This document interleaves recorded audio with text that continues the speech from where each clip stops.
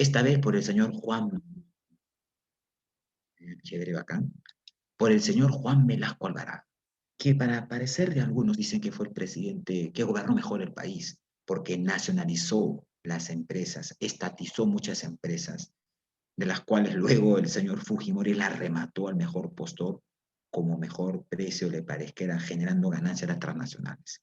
Vamos a ver qué tan cierto es si el señor Juan Velasco Alvarado fue un gobierno, porque en ese entonces él, en su gobierno se hizo llamar Gobierno Revolucionario de las Fuerzas Armadas. Bueno, así se hicieron llamar, ¿eh?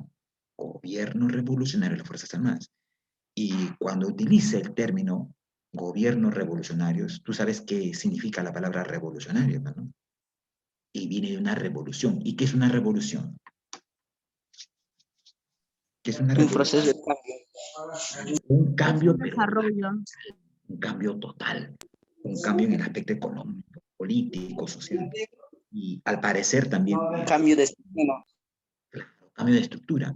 Pero eso no significó pues el gobierno de Velasco. Velasco fue un gobierno reformista, disfrazado y camuflado de revolucionario, de cambio progresista. Y eso vamos a aclararlo el día de hoy, ¿ya? Entonces, por el amor de Dios, ¿cuál es? Ah, ya, este es. Empezamos.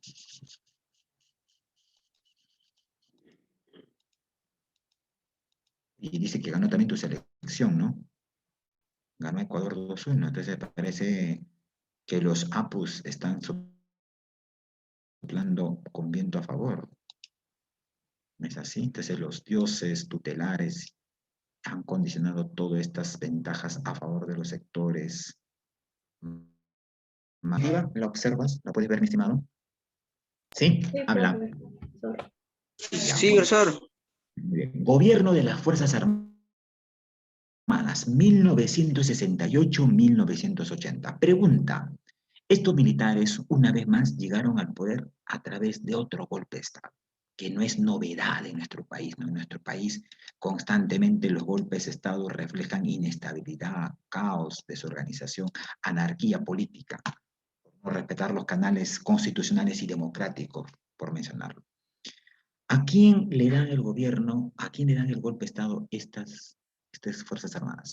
¿Quién gobernaba en ese año? Belaunde. La UNDE, ¿no es así? En su primer gobierno, ¿ya? A ver, entonces iniciamos. Uy, perdón. Hay que ver siempre el contexto. Año 63 al año 80, el contexto que se vive era la Guerra Fría. ¿Sabes qué es la Guerra Fría, no? El Sí, claro. enfrentamiento a nivel ideológico y político entre quiénes, mi estimado? Las dos superpotencias. ¿Quiénes eran en ese entonces? Estados Unidos y luego Estados Unidos y la ex Unión Soviética. Fue una guerra a nivel económico y político, no fue una guerra convencional, declarada, por así decirlo. Entonces, tanto Estados Unidos como Norteamérica o como la Unión Soviética buscaban aumentar su área de influencia, buscaban establecer el sistema que van a plantear, ¿no? Capitalismo, socialismo. Y es en ese contexto de la Guerra Fría que se producen diversos acontecimientos. Llega Nixon al poder en Estados Unidos, se produce la crisis del petróleo, lo que genera el alza del barril de petróleo, la guerra Yom Kippur en Medio Oriente, Siria, Palestina, Israel, y la guerra de Vietnam. Ahora, el gobierno de las Fuerzas Armadas va a tener dos etapas marcadamente definidas.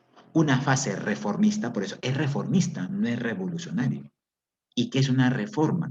Una reforma es un cambio parcial en un aspecto del Estado, de la sociedad, no es un cambio radical. Y una fase contrarreformista. ¿Qué quiere decir contrarreformista? Que va a desarticular todo lo que se había hecho en el gobierno anterior. En esta fase reformista va a estar respaldada por una burguesía nacional, una burguesía que quería, en cierta manera, una industrialización a un primer paso en el Perú. ¿Ya? Van a estar llevados a cabo por militares progresistas de carácter nacional. Muchos de ellos se habían formado en el CAEN. Recuerdo cuando hablábamos del CAEN en la clase pasada. El CAEN era el Centro de Altos Estudios Militares que se formó en el gobierno de Oteiza. donde se capacitaron en política, en historia, en filosofía y demás a los militares para que asumieran cargos públicos en el Estado. El objetivo de este gobierno es, como siempre, frenar los movimientos campesinos y modernizar la economía hacia un nacionalismo. Recuerda que el concepto de nación es propio del sistema capitalista, ¿no es así? La nación es una categoría del capitalismo que trata de plantear que somos un país en la cual se genera una sola nación. Y tú sabes muy bien que el Perú hoy no es una nación. Muchos hablan que el Perú es un conjunto de naciones. O como decía la Mauta, el Perú es una nación en proceso de formación, pero no somos una nación consolidada. Pero aquí pues la burguesía, respaldada por los militares, plantearon que en el Perú era una nación. ¿Por qué se busca frenar los movimientos campesinos? Estamos hablando del año 68. En el año 68 era muy de tendencia el poder de los hacendados. Hacendados, terratenientes, habían usurpado, quitado las tierras a los campesinos y los campesinos trabajaban a manera de sirvientes. Es decir, en pleno año 68, el Perú vivía rezagos del sistema feudal. Los terratenientes hacíanse pasar como grandes señores feudales y los campesinos principalmente como siervos, adscritos a la autoridad total de ellos. Es así que en Cusco un señor llamado Hugo Blanco inició la toma de tierras. Fuertemente el movimiento campesino empezó a organizarse en Cusco, Ayacucho, Andahuaylas. Querían la llamada reforma agraria, algo muy similar a lo que había ocurrido años atrás en la Revolución Mexicana. Entonces, no le era conveniente a la burguesía, ni mucho menos a los grupos de poder, que el pueblo se levante. Dicen que el Perú en esos años podía vivir un desborde campesino, una revolución campesina, cosa que no le convenía a los grupos de poder. Por eso la burguesía utiliza a los militares para contener estas luchas sociales. Y la fase contrarreformista va a estar apoyada por una burguesía importadora. Mientras en la fase reformista la burguesía busca una industria nacional, en la fase contrarreformista la burguesía busca importar, ya no generar producción, sino importar lo ya producido. Va a ser aliado de la CIA. ¿Saben qué es la CIA, no? Niño, ¿qué es la CIA? Dime, jovencito, ¿qué es la CIA? ¿Mm? La Central de Inteligencia Americana, la cadena de espionaje más sofisticada del mundo, que surge justo en la contienda de Guerra Fría. Se va a volver aliada de Chile. Militares conservadores ya no van a ser progresistas, porque el militar progresista al menos tiene una cierta identificación con los sectores populares. Busca aliviar en algo sus principales necesidades. Los conservadores no, pues. Buscan preservar el status quo, buscan preservar el sistema, sin darle mucha ventaja ni muchos beneficios a los sectores populares. Se van a llevar a cabo los antiguos hacendados y gamonales que intentaban restaurar el régimen, anular la etapa nacionalista y retornar a la independencia y capitales foráneos. Mientras en la fase reformista se buscaba una burguesía progresista que no dependiera tanto del extranjero, aquí cambia. Aquí se busca que el Perú dependa más de capitales externos. Mira, cómo es la figura, ¿no? Cómo es la figura. Muy bien. En la fase reformista aparece este señor, que en su momento fue idolatrado por el pueblo, el chino. Bueno, el chino Velasco Alvarado, que va a gobernar del año 1968 al año 1975, en su primera fase. Él cuando llega al gobierno va a plantear un plan, el plan Inca, donde va a establecer reformas nacionalistas. Se dedica a nacionalizar y estatizar la mayor parte de empresas. Para que el señor Velasco efectúe su golpe, generó un pretexto. Gobernaba en ese entonces el señor Belaúnde. Y Belaúnde tenía como ministro de Economía a un viejo conocido nuestro, que dicen que está enfermo debido a esa avanzada edad. El señor PPK, Pedro Pablo Kuczynski. Y Pedro Pablo Kuczynski, en el gobierno del señor Belaúnde, en su primer gobierno, llevó a cabo la firma de un tratado, el Acta de Talara, con la IPC, la International Petroleum Company. Oye, se cuenta que en esta acta de Talara, la prensa denunció y de manera misteriosa se perdió un folio, una página. Le llamaron la página 11, que resultó un escándalo total. Se perdió, no estaba en el acta de Talara.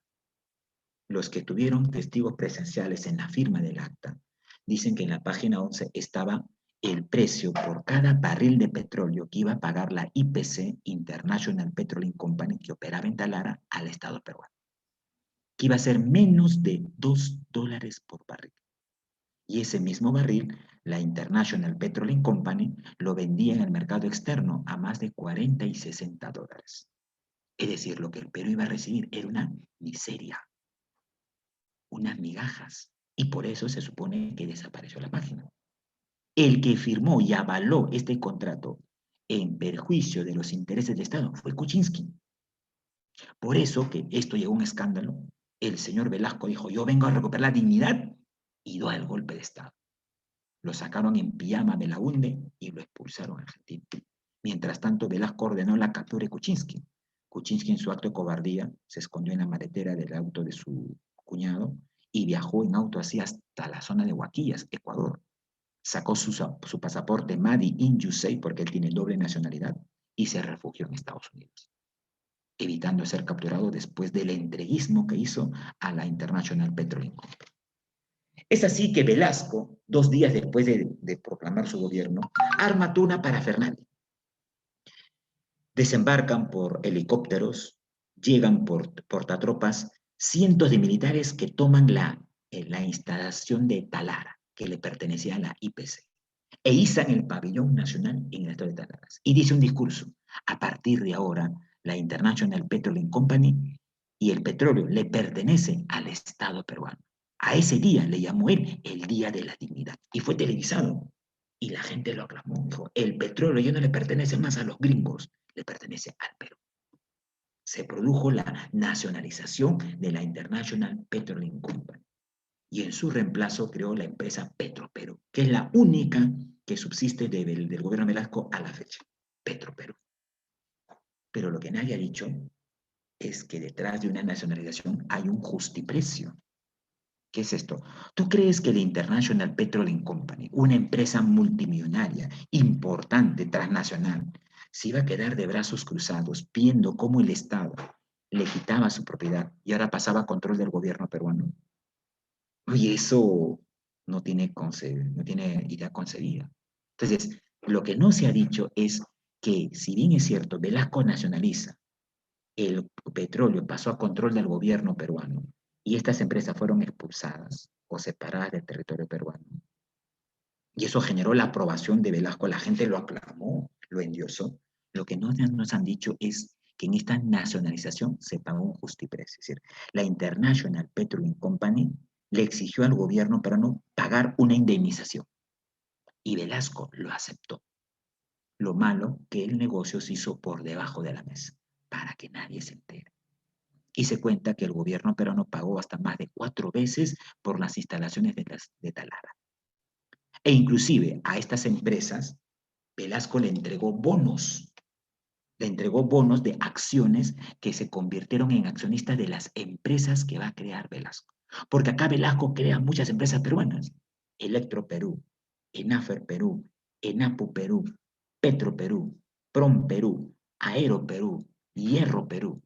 Eran empresas nacionales. Entonces dijo, ya, les expropiamos a ustedes y le entregamos bonos para que se conviertan en accionistas de estas empresas que hemos creado. Y de esa manera elevas tu rentabilidad, tus ganancias. Por lo tanto, la IPC no se sintió afectada. Más bien, logró doblar, triplicar, cuadruplicar sus ganancias a costa del Estado. Eso hizo Velasco y eso nadie lo menciona.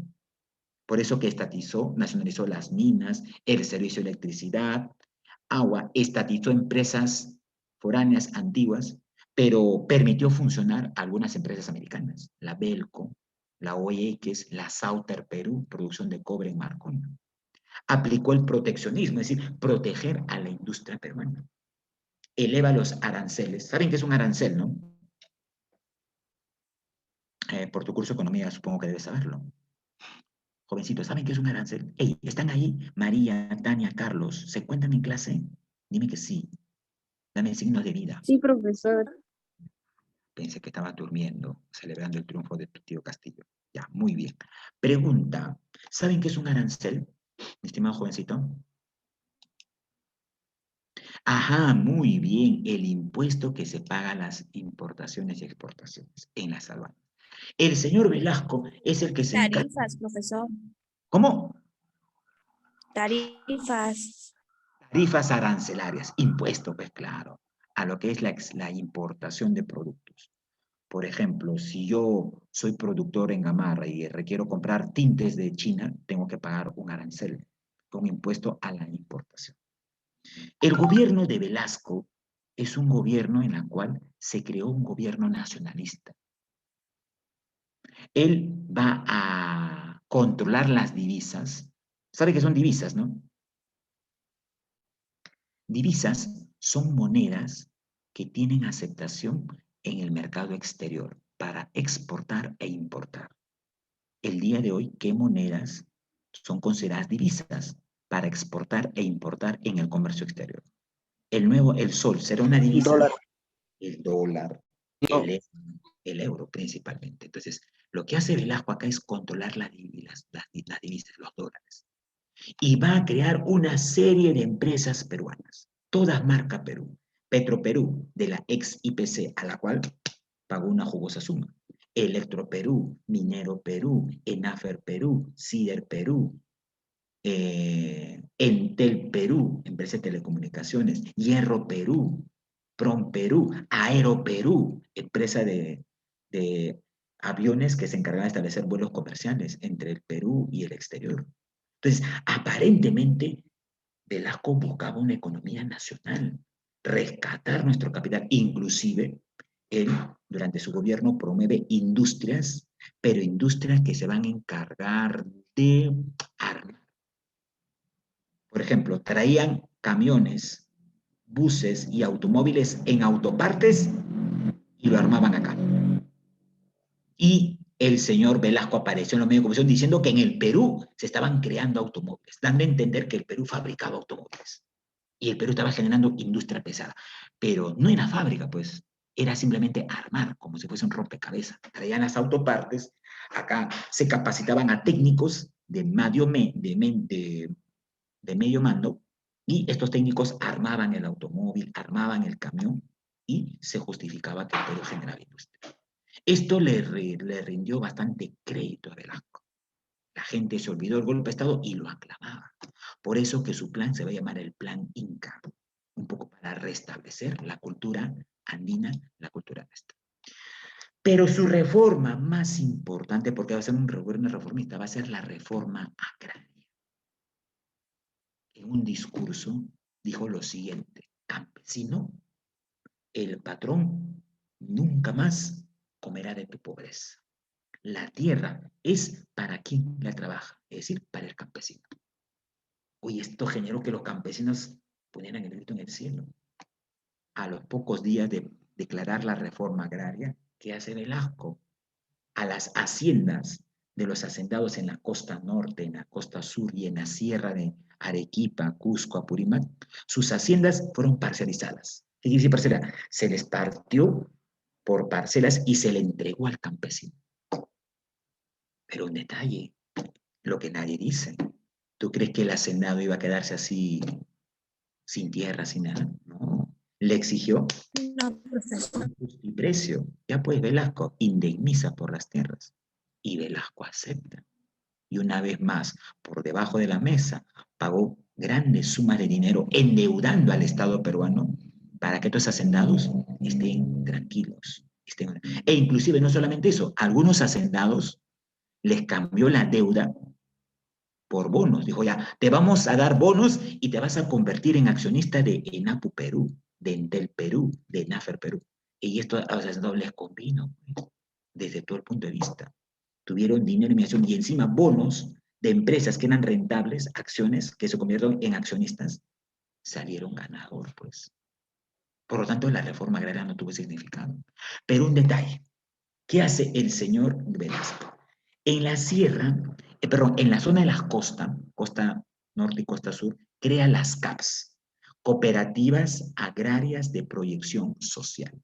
Y en la sierra creó las SAIS, Sociedades de Interés Social. Pero un detalle, lo que quizás nadie te ha dicho, que la reforma agraria no se aplicó en todo el país. Se aplicó solamente en zonas donde el movimiento campesino, donde la lucha campesina era fuerte. Cusco, Puno, Ayacucho. En la demás parte del Perú no se aplicó la reforma, o si se aplicó de forma parcial. Entonces, en la práctica no fue una reforma que iba a afectar a todo el país. Pues. El señor Castillo ha planteado una nueva reforma agraria. Habría que escucharlo cómo lo va a hacer. No vaya a ser que aplique lo que hizo Velasco, y Velasco fracasó con esta reforma. Se creó el Banco Agrario. Supuestamente, este Banco Agrario iba a dar préstamos a los campesinos. Digo supuestamente porque no se ejecutó. ¿Sabe qué? ¿Sabes por qué fracasó la reforma agraria? Porque el Estado le entregó tierras al campesino, pero no le entregó herramientas, no le entregó semillas, no lo asesoró para generar préstamos en el supuesto Banco Agrario que prácticamente estuvo plagado de corrupción. Entonces, el indígena, solamente con tierra, no va a producir la tierra, pues. Se volvió más pobre y miserable. Inclusive muchos indígenas en Puno, Cusco, dijeron un momentito, al menos con el patrón, al menos con el hacendado, nos explotaba, pero teníamos que comer. Ahora tengo tierra, pero no tengo apoyo del gobierno, no tengo que comer. No produjeron las haciendas y quebraron. Ya. Las CAPS significan Cooperativas Agrarias de Proyección Social. Y las SAIS, Sociedades Agrarias de Interés Social. Por lo tanto, en la práctica, vamos a la práctica, porque tú sabes por filosofía que la práctica es el criterio de verdad. Así es, Carlos Alberto, la deuda creció. Este banco agrario supuestamente iba a dar préstamos a los campesinos, pero se encargó de dar préstamos a los principales banqueros, a los principales empresarios, al grupo allegado, a esta burguesía industrial, no a los campesinos. Entonces, en la práctica, la reforma agraria fracasó. El campesino lo decía, al menos con el patrón tenía que comer, pero era explotado. Ahora, sin tierra, sin apoyo económico, sin financiamiento, no tengo que producir. Padecían pobreza y se volvieron más miserables. Entonces, en la práctica, la reforma fracasó. Fracasó por la dejadez del gobierno de Velasco de asesorar, acompañar, y debió darse una reforma a nivel nacional. Fue una reforma focalizada, solamente en zonas donde las luchas o principalmente los movimientos populares eran fuertes. Hasta ahí, ¿me he dejado entender? ¿Me he dejado entender? Niños, ¿me he dejado entender? Sí, Marías. profesor. Correcto, ¿no? Habla, pues, papito lindo, ya. Muy bien. Algo interesante hizo en la política educativa. Oye, en la política educativa modernizó la currícula. Dice, ¿a quién se asignó las tierras a los campesinos? No, no entiendo, Nicole. La reforma agraria, las grandes haciendas, lo que hizo el gobierno fue parcializar, es decir, partir en parcelas, y estas parcelas se le entregó a cada familia campesina para que produzca. Supongamos, si una hacienda tenía, supongamos, 400.000 hectáreas, que es mucho, las haciendas eran gigantescas, pues. Estas 400.000 hectáreas se parcializaban y cada parcela se entregaba a cada familia campesina a nombre de la propiedad de la tierra. Y la tierra dejó de pertenecer a los hacendados, pasaron a las comunidades campesinas. ¿Me dejó entender? Ahí está. A ver, mira, ahora, no te preocupes, mi estimada, mira, en el plano educativo nadie, acá sí voy a resaltar la labor de Velasco, nadie hizo una mejor reforma educativa que Velasco. Esto porque estuvo acompañado de grandes educadores como Peñalosa Ramela, Walter Peñalosa, Sebastián Bondi, un filósofo, y otros más. Él impulsó la educación laboral, la educación con prácticas técnicas. Oye, si tú hablas con tus padres estudiaron en esta época, o tus abuelos quizás, y antes se estudiaba de mañana y de tarde. En la mañana estudiabas tus cursos prácticos y en las tardes ibas a tus talleres, ebanistería, electricidad, metal mecánica, producción. La intención era que el estudiante, al momento que egresara de la secundaria, salga con un oficio que pueda defenderse y pueda generar sus propios ingresos. Oye, era interesante, ¿no? Los colegios tenían talleres, ebanistería, soldadura y demás. Crea la educación inicial, que hasta entonces no existía. Y tú sabes que la educación inicial es base de la educación primaria y secundaria. Establece la formación laboral, educación para el trabajo. Oficializa el quechua como lengua nativa. Eso me lleva a plantear una anécdota. En los años 70 era muy famoso, finales de los 70, 74, 75, un grupo muy famoso en Norteamérica, el grupo Toto, de rock. Habían hecho un tratado para que lleguen a dar un concierto en Lima. Bueno, acá Velasco un poco exagera en su nacionalismo. ¿No? Él planteaba que en las emisoras de radio y televisión se difundiera la música vernacular, los huaynos, o sea, que es bueno escucharlo, pero también es bueno escuchar los aportes de otras culturas externas, siempre priorizando lo que es nuestra identidad.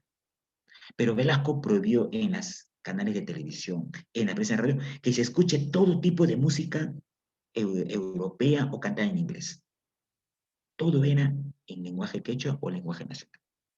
Y este grupo Toto aterrizó en el aeropuerto Jorge Chávez y al día siguiente iba a dar un concierto en Lima. Oye, se habían vendido casi más de 20.000 entradas. Dice que Velasco mandó a las tropas tanques que rodearon el avión que venía este grupo. Y lo condicionaron a que el avión diera la vuelta y a su destino principal, que era Estados Unidos. La empresa encargada de la producción de este evento tuvo que devolver la entrada que pagaron los espectadores. O sea, ya un poco radical, quizá también fue el señor Velasco, ¿no? Crea el CONUP para centralizar las universidades, crea los departamentos y suprime las facultades de universidades, establece el uniforme único, el uniforme que yo utilicé todo el tiempo en el colegio. Ese pantaloncito gris, camisa blanca y zapatos negros. Ese era mi uniforme clásico, que se mantuvo hasta casi los décadas de los 90. Y de ahí, pues, cada colegio estatal ahora saca su propio uniforme, ¿no? Su propia marca, su propio distintivo y demás. Y mira, en este proyecto, en esta reforma, se planteaba un proyecto llamado el bachillerato. Por ejemplo, he escuchado al señor Castillo, que ha dicho que va a plantear la educación directa de la universidad. Lo que no ha dicho es cómo. Yo sí lo veo bastante difícil. O sea, cómo tú puedes mirar la demanda de miles de jóvenes que salen del colegio, cómo lo vas a articular para vacantes en universidades públicas. Las universidades públicas no tienen tanta vacante. Habría que ver hoy un mecanismo. Ese mecanismo se planteó acá. ¿Sabes qué era el bachillerato? El bachillerato decía lo siguiente: el estudiante que terminaba cuarto y quinto de secundaria iba a pasar por un programa de bachiller o de bachillerato, en la cual iba a estudiar cursos de acuerdo a la carrera que iba a seguir. Un año, y pasado ese proyecto, ese año, recién se insertaba a la universidad. Por ejemplo, si yo voy a postular ingeniería, en mi bachillerato me iban a venir cursos más a matemática y ciencias. Geometría, trigonometría, álgebra aritmética, química, física. Química, física. Pero si iba a postular, por ejemplo, a Derecho, me iba a venir en mi bachillerato programas más relacionados a letras. Terminaba este programa, si yo terminaba con nota satisfactoria, ingresaba directamente a la universidad. Oye, ese proyecto era interesante. Pero acabó el gobierno de Velasco y este proyecto, Blue, se vino abajo. ¿Sabes quién ha llevado esta propuesta? Chile. Los chilenos vieron que esta propuesta educativa era interesante y se la llevaron. La adecuaron a su contexto, la mejoraron. Y hoy Chile tiene sistema educativo. Tú vas a Chile, Argentina, oye, ya no hay examen de admisión. En Chile terminas la secundaria y empiezas la preparatoria, le llaman preparatoria. Te preparas un año y medio en los cursos de la carrera que vas a seguir e ingresas a la universidad, igual que en Argentina. La reforma educativa era interesante, lo lamentable que no se continúa. Y bueno, pues las reformas educativas que hemos planteado hoy son reformas llamadas Frankenstein, pienso yo, porque son reformas que las ha dado el Fondo Monetario Internacional, que es norteamericano. Y estos asesores norteamericanos desconocen la red educativa. Por eso que estas reformas educativas fracasan, porque están hechos con mentalidad Made in USA. Y la realidad educativa peruana es distinta a la realidad norteamericana. Esta reforma educativa de Velasco sí se adecuaba al contexto nuestro, a nuestra realidad, a nuestra idiosincrasia, a nuestras características como país que somos. Por eso que el Ministerio de Educación está fracasando en todas sus reformas. Hay quienes, el programa Aprendo en Casa, total fracaso. Los programas que se han aplicado han fracasado totalmente. Entonces, ¿por qué? Porque son programas que supuestamente se aplican con personas idóneas en el plano educativo, americanos, ingleses. Pienso yo que las reformas educativas, ¿saben quién debe ser? Los propios maestros de provincias, de los distritos, porque son ellos los que están en el día a día, en la práctica, y conocen la realidad educativa del país. ¿Para qué vas a contratar a una mente brillante americana, rusa, qué sé yo, en políticas educativas? La puede hacer bacán, pero si ese programa va a fracasar porque no se ajusta a la realidad peruana. Así de simple. Y el Estado ha gastado millones de dólares en pagar a estas mentes brillantes de la pedagogía y educación y sus proyectos ha resultado un total fracaso. ¿Por qué no consultamos a los profesores de base? Ellos son los entendidos. Si ellos se reúnen, elaboran un proyecto educativo y quizás este país puede mejorar. Vamos a ver, pues, qué hace el señor Castillo. Él es maestro y debe saber esto. Y yo espero que sí, en el plano educativo haya cambios significativos en este próximo gobierno que se ¿ya? Aplicó la aplicación de industria. Era normal en Velasco hacer sus mítines y en la parte final, ¿quién crees que aparece? Mira, observa la imagen. ¿Quién aparece ahí? ¿Qué franja aparece ahí en el fondo de ese cuadro, donde Velasco está dando su mitin? ¿Quién es? ¿Lo reconoces? Tupac Amaru, pues. Tupac Amaru. Claro, por eso que su programa se llama Independencia. Planteó mucho la industria nacional. Incentivó la industria nacional. Interesante. El Perú necesita. Ahora, su lema era lo siguiente. Él dijo, vamos a aplicar un gobierno, escúcheme, vamos a aplicar un gobierno que no es ni capitalista ni comunista. Chévere el tren, chévere, pagar el volumen ya. Decía, ni con Estados Unidos ni con la Unión Soviética. Somos una tercera vía. Él planteaba diciendo, somos un capitalismo nacional. Oye, ese fue el gran error de Velasco. Estamos hablando del contexto de la Guerra Fría. Sí o sí, cualquier país del mundo tenía que alienarse o establecerse o con el capitalismo o con el comunismo o socialismo de la Unión Soviética. Pero no podías plantear una tercera vía. Ese fue el gran error de Velasco. Venderle un discurso falso a la población.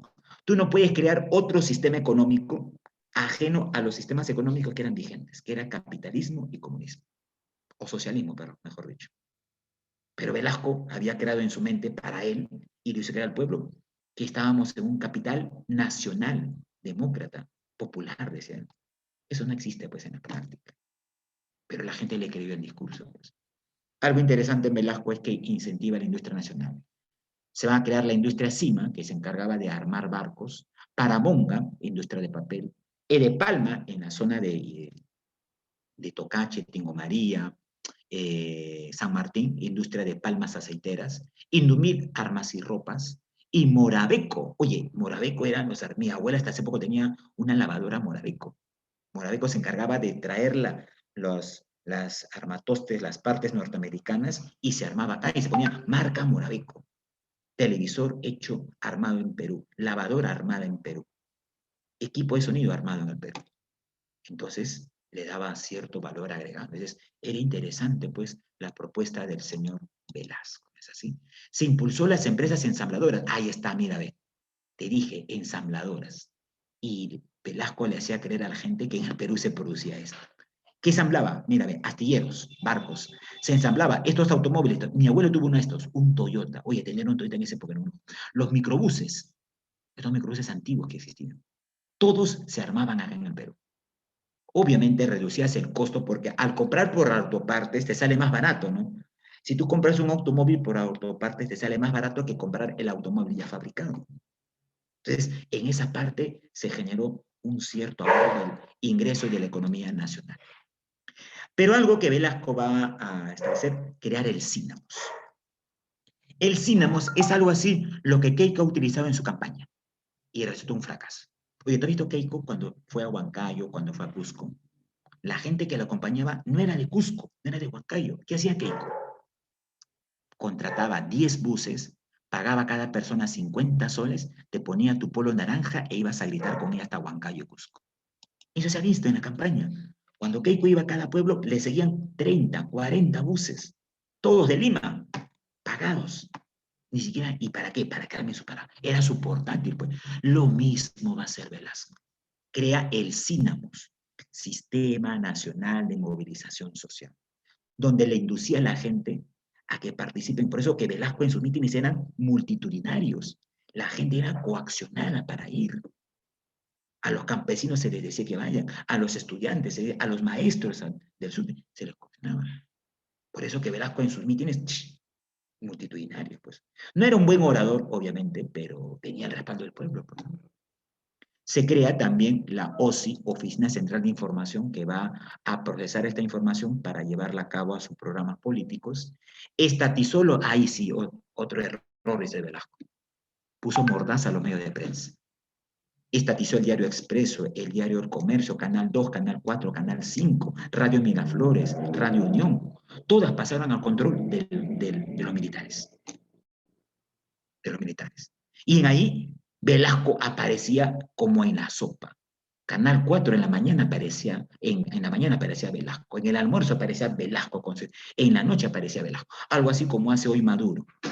Maduro en Venezuela, tú prendes la televisión, lo ves hasta en la sopa, dictando un discurso en la mañana, otro en la tarde, otro. ¿Para qué? Para calar en la ideología del pueblo. Eso hizo Velasco. Revaloró la imagen de Tupac Amaru, impulsó la música nacional en radio y televisión. Acaban de hacerse, por ejemplo, famosos el gran personaje Picaflor de los Andes, no sé si habrán escuchado, Estrellita Guaracina, principalmente artistas de talla nacional que tuvieron vinculación y se hicieron famosos en difundir el arte y el folclore nacional. En política exterior, Perú se adhirió al NOAL. ¿Saben qué es el NOAL? Anótalo. Movimiento de los no alienados. ¿Qué quiere decir este movimiento? Eran países que no se aliaban ni con Estados Unidos ni con la Unión Soviética. Plantearon una tercera vía. Otro error, pues. No había tercera vía. Ahí se adhirió Velasco. Buscó la alianza con países tercermundistas, con Angola, con El Zaire.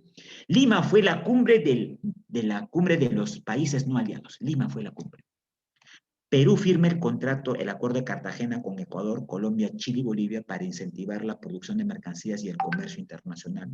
Se concertan medidas proteccionistas, es decir, proteger a la industria nacional, exportar más e importar menos, que favoreció a la salud, la educación, el trabajo, abrió relaciones diplomáticas con Cuba y la Unión Soviética. ¿Por qué con Cuba? Ahí aparece. ¿Quién es ese barbón ahí? No, no es Papá Noel. ¿Quién es el que está a El punto? Che. ¿El Che? No, no es el Che. ¿Cómo que el Che? No es el Che, mi estimado. Obsérvalo bien. Castro. Fidel Castro. Y ya en ese entonces Fidel Castro se había hecho famoso porque había triunfado la Revolución Cubana. Entonces aquí Velasco se pasó al bando de Cuba y se pasó al bando de Rusia. Tuvo mucha vinculación. Inclusive en esos años Velasco, tenlo por seguro, Velasco va a ser la persona que es el único presidente de esta época que renovó las Fuerzas Armadas. Trajo mucho material militar de Rusia, barcos, misiles, aviones. En esos años, hasta el año antes del 75, Perú era el país mejor armado en Sudamérica. Oye, aunque no lo creas, lo hizo Velasco. Eso es acción militar. Gracias a sus relaciones diplomáticas con la ex Unión Soviética. Con la ex Unión Soviética. ¿Ya? Aquí tenemos primeramente. Adquirió armamento ruso, mira, estos cazabombarderos, misiles. Hubo nexos con médicos de Rusia, porque en el 70, ¿qué ocurrió en el 70? El desastre de Yungay. ¿Recuerdas el terremoto que permitió el deslizamiento de una parte de la cornisa del Huascarán y sepultó una ciudad entera? Yungay. y se va a adquirir muchos libros soviéticos. Ahora, ¿sabes qué es lo que pasa aquí? A ver, mira. Mira. Hubo una cuestión de espionaje contra el Perú. La CIA envió a Nixon, presidente norteamericano, para frenar el gobierno velasquista. Norteamérica no miraba con buen ojo a Velasco. Oye, Velasco está loco, se está armando, tiene respaldo del pueblo, plantea proyecto nacionalista, está aplicando protección, porque a Norteamérica, escúchame, papito lindo, no le conviene que el Perú sea proteccionista. Porque en un gobierno proteccionista, tú le das más prioridad a tu industria nacional. Importas menos, es decir, compras menos en el extranjero y vendes más al extranjero. ¿A quién le compraban más en ese entonces los países? A Norteamérica, pues. Norteamérica dice, hoy Velasco está permitiendo que el Perú nos compre menos. Eso no nos conviene. ¿Quién sabe? Acá unos años en Perú se eleva la industria y malogran el mercado. No, hay que bajar a Velasco. Es así que Nixon manda y paga sicarios para asesinar a Velasco. No lo mataron. Tuvo intento, porque Velasco estaba un poco desviándose de los programas políticos que buscaba Norteamérica. Tú sabes que Norteamérica siempre ha buscado ejercer un control total sobre el Perú, cosa que lo ha hecho. Del año 90 hasta la fecha, todos los gobiernos han sido lacayos y se han arrodillado a Norteamérica. Velasco un poco que era renuente a eso. Es así que el gobierno americano emitió la enmienda Gilpro, una dura amenaza de embarcar barcos peruanos, que decía que si el Perú sigue aplicando esto va a haber embargos. Tus mercaderías no se van a vender en el mercado mundial, porque yo, Norteamérica, voy a poner obstáculos. Sí, presionaban a Velasco para que abra el mercado a las exportaciones y a la venta de productos americanos. ¿Me dejo entender? Ahora, el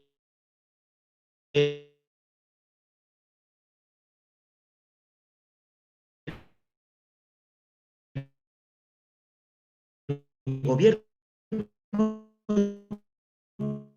chileno mandó a gente de espionaje y tenían crecimiento económico y realmente de Perú y conexión con la URSS. Oye, en ese entonces te dije, el Perú estaba mejor armado que Argentina y Brasil.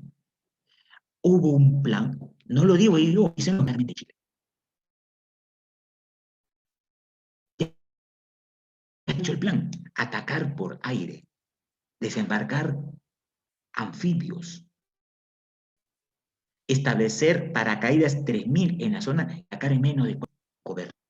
Y Pinochet denuncia que Perú se está rearmando, que Perú tiene intenciones de... Era un plan, pero lamentablemente, pues una vez más, la indiscreción de Tony Blanco ocurrió. El plan era secreto.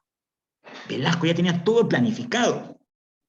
Íbamos a agarrar a Chile con los pantalones abajo, tomar Santiago y exigir,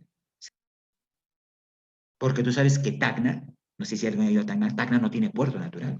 Toda la mercadería ingresa por Arica. Y la intención era presionar al gobierno chileno para tomar Arica. Pregunta, ¿por qué Velasco no aplicó? Ya tenía todo el plan, todo estaba aprobado. Todo, el armamento, la planificación, los militares. ¿Sabes quién se interpuso aquí?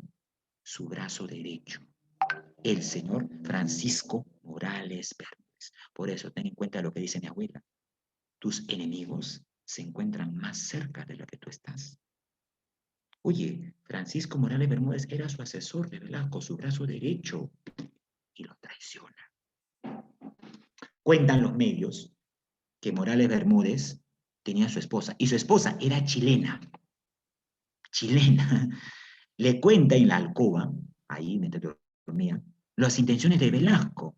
La esposa chilena que tenía vinculación con la embajada de Chile, manda a llamar un telefonazo inmediato. Perú está intentando caer la guerra, hay el plan este. Pinochet se sorprende y manda un comunicado a la CIA, a Estados Unidos. Informan Norteamérica. Perú tiene intenciones, acá tenemos el plan. Hay indicios de que Perú va a atacar Chile. Norteamérica se preocupa.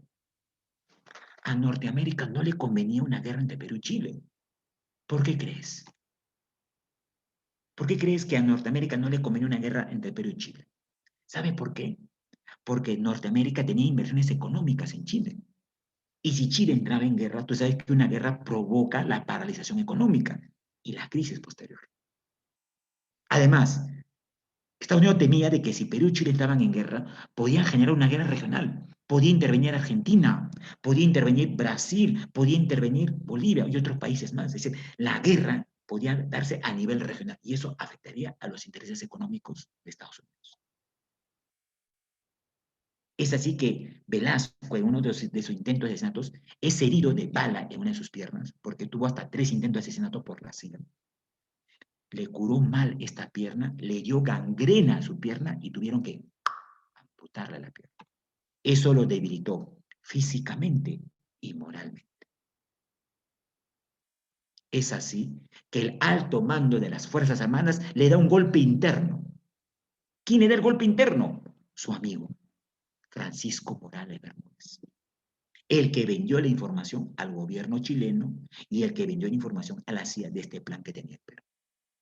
Traición total. Pues. Velasco es sacado del poder. Morales Bermúdez dice, no, la revolución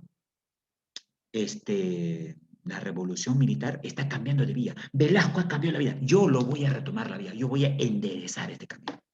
Y lo sacaron a Velasco. A los pocos meses, Velasco muere. Y el Morales Bermúdez asume el poder en su segunda fase. En el año 73, antes se da una crisis petrolera. Aumenta el precio del petróleo y eso afectó al Perú. Los gremios de trabajadores empezaron a reclamar. Los maestros crearon el subte. Oye, esta imagen que ves acá son de los saqueos. No se manejó bien la economía. La población no tenía que comer, que comprar, porque los negocios cerraban por el clima de inestabilidad que se llama, y se produjeron saqueos. La gente ingresaba a las tiendas y sacaban los productos para poder subsistir. Es así que llega esta fase, la fase contrarreformista. Oye, una consulta. ¿Y qué hubiera pasado si Velasco hubiera llevado a práctica la guerra con la declaratoria de guerra con Chile? Y mira, te digo una cosa, desde Velasco a la fecha no se ha renovado nuestras Fuerzas Armadas. Oye, profesor, pero si Fujimori compró aviones, pero lo que compra Fujimori es chatarra. Si Ollantumala compró tanques chinos, lo que compró Ollantumala es chatarra. Ya no se usa en términos militares. No ha habido ningún presidente que ha modernizado a las Fuerzas Armadas tan significativamente como lo hizo Velasco. Hoy, tú sabes que el país mejor armado en términos armamentísticos es Chile. Bueno, algunos manifiestan, mi estimado Luján, que Velasco murió envenenado. Dice. Es una hipótesis, nada comprobado. Pero la salud de la pierna amputada debilitó mucho su salud y pues, meses después prácticamente falleció. Es una hipótesis que hablan de ello. Ah, Morales Bermúdez llegó ahí, pues. Morales Bermúdez planteó en un comunicado que el señor Velasco no seguía el rumbo revolucionario de las Fuerzas Armadas, que se había desviado. Por lo tanto, lo iban a relevar, lo iban a cambiar. Y como tuvo el apoyo de todo el mando de alto conjunto de Fuerzas Armadas, tomó el poder. Y también tuvo el apoyo de ¿quién? De Estados Unidos, de la CIA, que vieron que Morales Bermúdez era más manejable como un títere que Velasco Alvarado. Es por eso que este señor toma el poder. Y va a gobernar del año 75 al 80. Y lo primero, ¿qué es lo que ocurría a nivel mundial? En el mundo estaba la dictadura de Pinochet.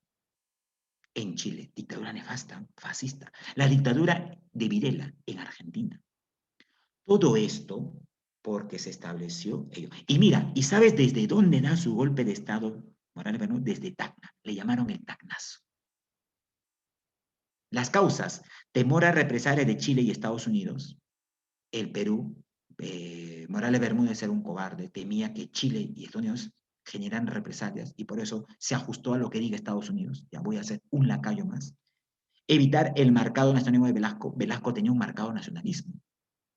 Y un marcado nacionalismo implica, pues, establecer, defender la dignidad y la causa nacional. Volver a priorizar las inversiones foráneas, eso es lo que planteaba. Mientras Velasco buscaba apuntar a reforzar capitales propios nacionales, Morales Bermúdez planteaba capitales extranjeros. Y durante su gobierno se dio la presión de Estados Unidos en todo ello. Inclusive se hablaba que Morales Bermúdez tenía que sostener un diálogo con Pinochet para limar las asperezas de una supuesta guerra entre Perú y Chile. Pero Pinochet y Morales Bermúdez hablaban pues el mismo discurso, el mismo lenguaje, por así decirlo, ¿ya? Es el día en el cual Morales Bermúdez abre la economía al mercado externo. Durante más de 4 años, la economía peruana no estuvo bajo un carácter proteccionista. Es decir, ¿qué buscaba Velasco? Proteger a la industria peruana. Que el Perú exporte más y compre menos del extranjero. Morales Bermúdez hace lo contrario, abre el mercado. Dice, no, hay que exportar. Estas empresas van a fracasar, dicen, no son sostenibles. Y abre el mercado a la libre importación. Y acá comete otro error. Pide préstamos al FMI. ¿Saben qué es el FMI, no? ¿Saben qué es el FMI, mi estimado? Habla, ¿qué es el FMI? Producto Bruto Interno. No, ese es PBI, hijo. FMI,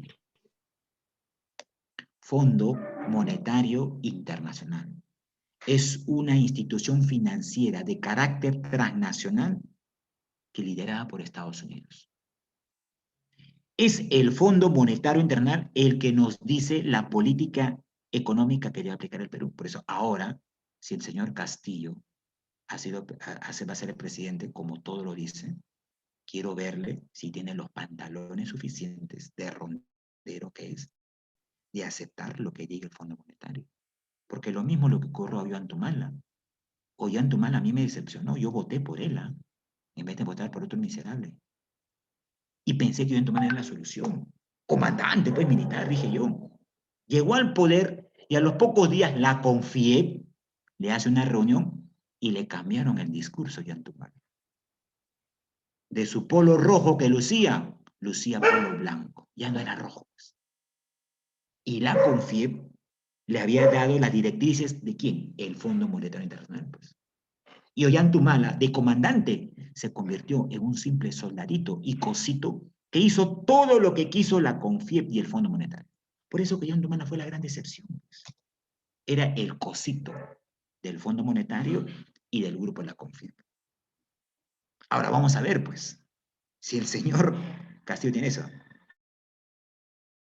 Lo dudo, ¿eh? Dudo, porque tú sabes muy bien que en nuestro país, te lo dije una vez, la CONFIEP marca la agenda económica, marca la agenda política. ¿Y la CONFIEP recibe orden de quién? Del FMI, pues. Esa es la jerarquía. Y eso es lo que va a hacer el señor Morales Bermúdez. Va a recibir miles de millones de dólares de préstamos del Fondo Monetario. ¿Para qué? Para que Estados Unidos tome otra vez el control de la economía peruana. Cosa que no lo había permitido Velasco en el gobierno anterior. Se dan los famosos paquetazos. Ya la crisis estaba viendo. ¿Qué son paquetazos? Cada cierto tiempo aparecía el ministro de Economía dando los precios de los productos, que subían y subían y subían. Eso en economía, ¿cómo se llama? Cuando los precios suben constantemente. Vamos, tú llevas economía. Llevas economía, ¿no, papito lindo? ¿Cómo se llama en una economía cuando los precios suben constantemente? Tiene un nombre. Inflación. Inflación. Pues ya se estaba generando un proceso inflacionario, de la cual Morales Bermúdez no quiso ver. Lo generó él, pues, por su mal manejo económico. Se da la ley del impuesto al FONAVI, recuerdo bien porque mi abuelito estuvo acá. El gobierno te descontaba un porcentaje de tu sueldo, creo que era el 15%. ¿Qué era el FONAVI? Fondo Nacional de Vivienda. Te ibas juntando la plata y cuando tenías 10, 15 años de ahorro podías comprar tu casa o tu terreno. ¿Sabe quién desarticuló esto? El mísero Fujimori. Eliminó FONAVI. Y los FONAVI dijeron, un momentito, mi abuelo, por ejemplo, estaba presente y dijo, yo aporté, hijo mío, 25 años, ahora este miserable Fujimori desarticuló FONAVI, ¿dónde está mi dinero? Oye, mi abuelo había aportado, sacando cuentas, más de 30, 60.000 soles en ese entonces. Algo bueno que hizo Ollantumala, de lo todo malo que hizo, fue que pidió el referéndum. Pues. Dijo, ya, voy a llevar al referéndum al FONAVI. ¿Qué referéndum? Que el pueblo decida si el gobierno quiere o no que devuelva dinero, porque los fonavistas formaron asociación, querían que devuelvan su dinero, pues. Ganó el sí. Es decir, el sí en el referéndum expresaba que el gobierno debía devolver el dinero. Pero Ollantumala dijo, no, no tenemos tanto dinero, vamos a devolver el dinero por partes. Y así lo están haciendo. A los fonavistas le sacan un calendario y le están dando 100, 200, 300, 400. Vamos a ver si terminan de darle los 30.000, 40.000, 60.000 que muchos ahorraron. Ahí está, pues. Esa es también la herencia de Fujimori. El señor Morales Bermúdez firma esto, mi estimado, el concordato con el Vaticano, que hasta hoy se aplica, que hasta hoy se ha ratificado y nadie lo ha modificado. ¿Qué es el concordato? La Iglesia Católica firma este contrato en el cual dice que el gobierno peruano va a darle condiciones económicas, políticas, sociales para que la Iglesia Católica opere libremente. A tal punto que los altos funcionarios de la Iglesia Católica, arzobispos, obispos, cardenales, iban a tener sueldo de ministro de Estado. ¿Cuánto gana un ministro de Estado? 30.000 soles. El señor, que hace poco fue cardenal del Perú, el señor Cipriani, durante más de 15 años ha recibido sueldo de Estado. Y no solamente esto, bajo el concordato, el Estado peruano le pone seguridad, vigilancia, automóviles, bono de gasolina a los altos mandos de la Iglesia Católica. Estas órdenes católicas tienen universidades, tienen colegios. Oye, muchas universidades son de órdenes religiosas. En el concordato se le permite que operen en el Perú, pero sin pagar impuestos. Pregunta, con todo esto, ¿tú crees que estas órdenes religiosas, los maristas, los mercenarios, los franciscanos, los dominicos que tienen colegios, universidades, se han enriquecido o no? Se han enriquecido. Y la pregunta, ¿de dónde salió este dinero para pagar todos estos beneficios a los altos mandos de la Iglesia Católica? Dios no da el dinero. ¿De dónde sale el dinero? De tus impuestos, pues. De tus impuestos y mis impuestos. Por eso que la Iglesia Católica... Oye, tú vas a ver dónde vivía Cipriani. Vivía en La Molina, en una casa de casi 1,5 cuadras, con seguridad, cancha de golf, piscina. ¿Y dónde sacaba tanto dinero si no trabajaba este individuo? Con el concordato, pues, del presupuesto de dinero nuestro. Concordato que hasta el momento no se ha modificado y nadie quiere modificarlo. No entiendo por qué. Porque supuestamente en la Constitución Política dice que el Perú es un Estado laico. Eso dice la Constitución Política. ¿Qué quiere decir laico? Que el gobierno peruano, el Estado, no da preferencia a ninguna religión en especial. Está la libertad de libre culto, libre creencia. ¿Eso realmente ocurre en el Perú? No, ahí está el concordato. Terrible, ¿no? Lo que se está haciendo. O sea, favorecer a una religión a expensas de nuestros gastos y a expensas del presupuesto del Estado. Es lo que se planteó. Esto generó movilizaciones. Oye, tanta movilización que la policía entró en huelga. Oye, así llegó de crítica. Años 77, 78, la policía se declaró en huelga. No salió a patrullar las calles por 5 días. La gente no tenía que comer, los precios aumentaban. Aquí hizo la gente tomó las calles. Saqueos. ¿No ves que nadie cuidaba? La gente hizo un desmán total. Se estableció el toque de queda para evitar que la población... Y ya cuando había policía, salió el ejército. Los tanques, los francotiradores tomaron las calles con orden a matar a aquellos que violaran esto. Entonces, eso te demuestra que el gobierno de Morales Bermúdez, gobierno fascista, pues. Oye, y surgió acá el Plan Cóndor. El Plan Cóndor era un plan ideado por la CIA. Ya había triunfado la Revolución Cubana. Y lo que temía Norteamérica era que surjan otras Cubas en Sudamérica. Recuerda, ¿dónde muere el Che Guevara? ¿Alguien sabe de la vida de Che Guevara? ¿Dónde murió Che Guevara? Uno de los partícipes de la Revolución Cubana. Bolivia. ¿Y por qué muere en Bolivia? ¿Qué quería hacer en Bolivia? ¿Mm? ¿Tienen idea por qué muere en Bolivia? Cuando Ernesto Guevara ve que la revolución en Cuba está consolidada, dijo, yo no tengo nada que hacer, dijo. Yo he nacido para vivir con el fusil. Porque a él, el señor Fidel Castro lo había nombrado ministro. Dijo, yo no sirvo para ministro, yo soy guerrillero. Tomó su fusil y unos cuantos hombres y llegó a Bolivia. En Bolivia armó una guerrilla e intentó hacer una revolución para ingresar al Perú y desarrollar la revolución socialista. Pero, en Bolivia no tuvo respaldo del pueblo. Fue traicionado. La CIA neutralizó esto y acabaron con Ernesto Guevara. La intención era ingresar a Perú, ese era el plan de Ernesto Guevara. Y acá la CIA, que tenía contactos en todo el mundo, la red de espionaje más grande, lleva a cabo el Plan Cóndor. ¿Qué era el Plan Cóndor?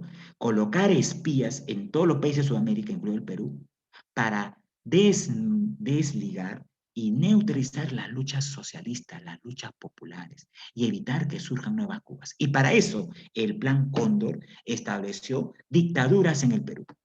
Por eso que Morales Bermúdez tuvo la aprobación de Norteamérica. Por eso que Norteamérica colocó como dictador a Pinochet en Chile, colocó como dictador a Videla en Argentina, colocó como dictador a Stroessner en Paraguay. Todos los dictadores colocados por Norteamérica. Oye, lo de Pinochet es terrible. ¿Sabe cómo llega Pinochet al poder, no? ¿Sabes eso o no? ¿Quieres que te lo cuente o no? Habla, dime. No, no te cuento, pues, mi estimado. Y Sí, perdón. profesor. Ya, habla, pues. Manifiesta tu Un golpe de presencia. Estado. Claro, pero el golpe de Estado fue terrible. Antes que Pinochet llegara al poder, ¿sabes quién gobernó Chile? Un primer gobierno socialista. Salvador Allende tomó el poder en Chile con un amplio margen del socialismo. Y lo primero que hizo Salvador Allende es nacionalizar la empresa de cobre que estaba en capital norteamericana. Salvador Allende planteó un programa, Chile, la vía al socialismo. Tuvo el respaldo de sindicatos, profesores, maestros, campesinos. La gran oligarquía chilena, empresarios, que le llamaban pipiolos en la época de la guerra con Chile, ¿tú crees que les convenía esto? No, menos Estados Unidos.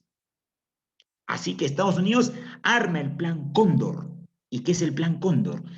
Motivar a la CIA a dar golpe de Estado. Y ese golpe de Estado se dio en Chile. La CIA ordena a Pinochet dar un golpe de Estado a Salvador Allende. Oye, Salvador Allende, lo que le caracteriza es lo siguiente. Se cuenta que Salvador Allende tenía un fusil que le había otorgado el señor Fidel Castro cuando él visitó Cuba.